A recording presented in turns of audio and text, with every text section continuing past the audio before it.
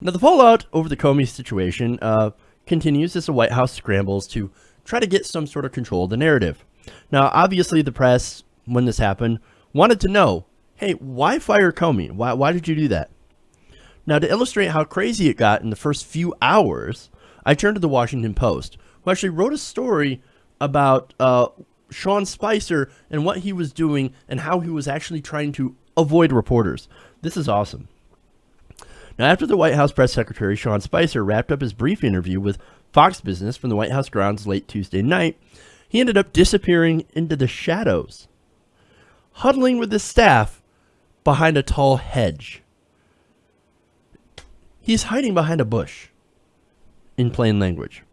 Now, to get back to his office, Spicer would have to pass a swarm of reporters wanting to know why President Trump suddenly decided to fire FBI Director James Comey.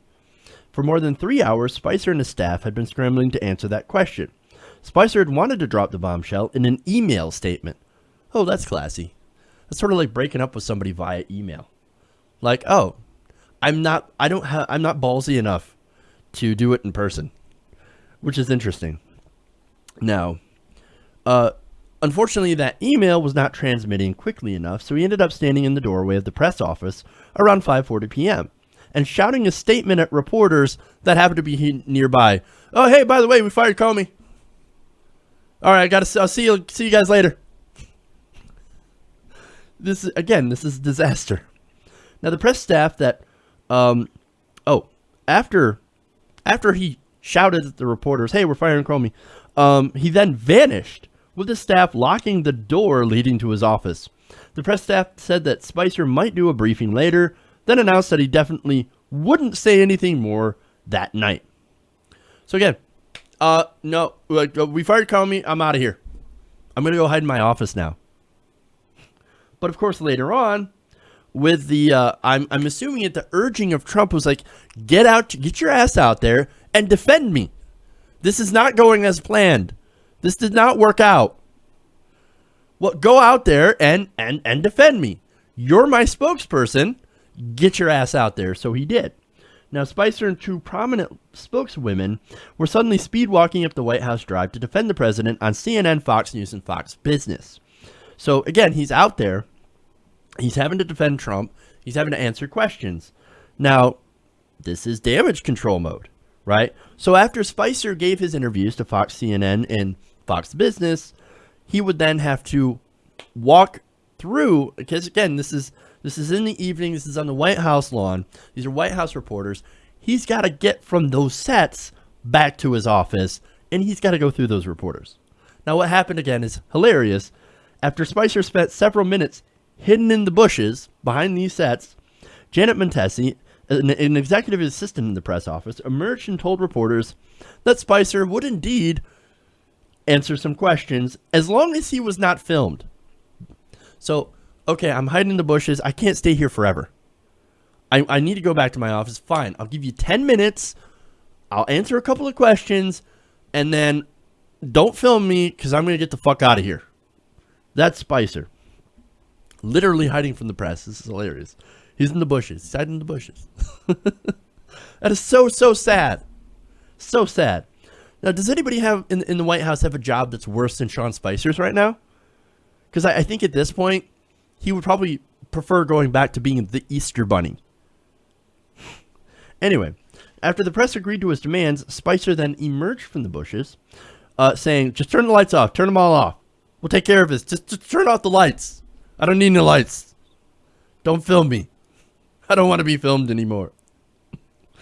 Spicer then got his wish and was soon standing in near darkness between two tall hedges, with more than a dozen reporters closely gathered around him, and for 10 minutes he responded to a flurry of questions about the Comey situation, vacillating between lighthearted asides and clear frustration with getting the same questions over and over again.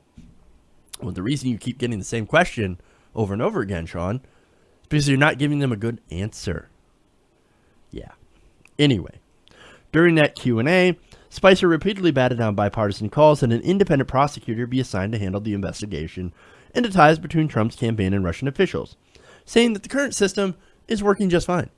The current system that no longer has somebody to investigate. By the way, because you just fired the guy that was investigating. Yeah, well, no, system was working just fine. We fired the guy that was investigating us. Therefore, well, there's nothing to investigate. Quote, right now, on multiple occasions, they said that the president wasn't under investigation. What are we investigating, Spicer said. What are you investigating? There's no investigation. We just fired the guy that was investigating us, so there's no investigation anymore. What are you talking about? What investigation?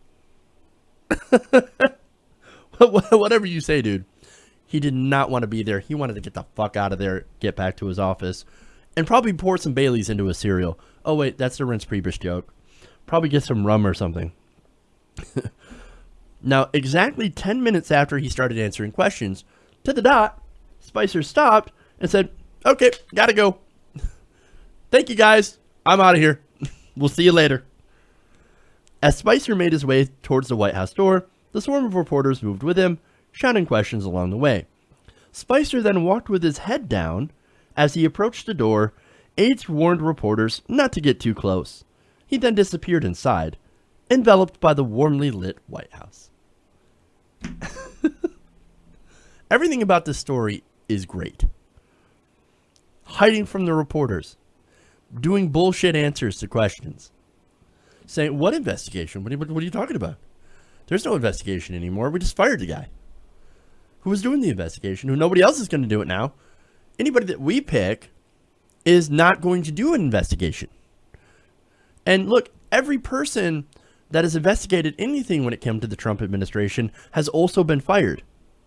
So, look, just like firing Sally Yates or Preet Bharara. Now, Preet Bharara, he was investigating Tom Price. So if you're investigating anybody in this administration, the Trump administration says we're going to fire you. That is the message. That is the narrative, especially after firing Comey. Trump, I do believe he stepped in it. And now Spicer and Kellyanne Conway and all the others, they're out there. They're doing damage control. And look, you can tell at this point that they are pretty tired of doing that damage control. You do not hide in the bushes from reporters if you have talking points ready. And I mentioned this before. They were not prepared for this. They did not have their talking points. There was mass confusion inside the White House. They didn't know what they were doing because this was a surprise. And you don't hide in the bushes if you already have your answers, if you're confident in those answers. You hide in the bushes when you're scared. You hide in the bushes when you have no direction. You hide in the bushes if you're Sean Spicer. Okay? Scared of reporters or scared of Trump, I have no idea. Maybe he's scared of answering questions. Maybe he's scared that he's going to say something wrong and Trump's going to get furious at him. As it's been reported before that he regularly yells at aides when things do not go his way. I don't know, but all I do know is that the optics on this entire thing are just terrible. It kind of makes me think of the old saying, if there is smoke, there's fire, and it certainly seems like there's a lot of smoke coming out of that White House. Hey everybody, thanks for watching this video. If you want to see more like this, please hit the subscribe button below. And if you want to support truly independent progressive media, please consider becoming a patron at patreon.com/TYTNation.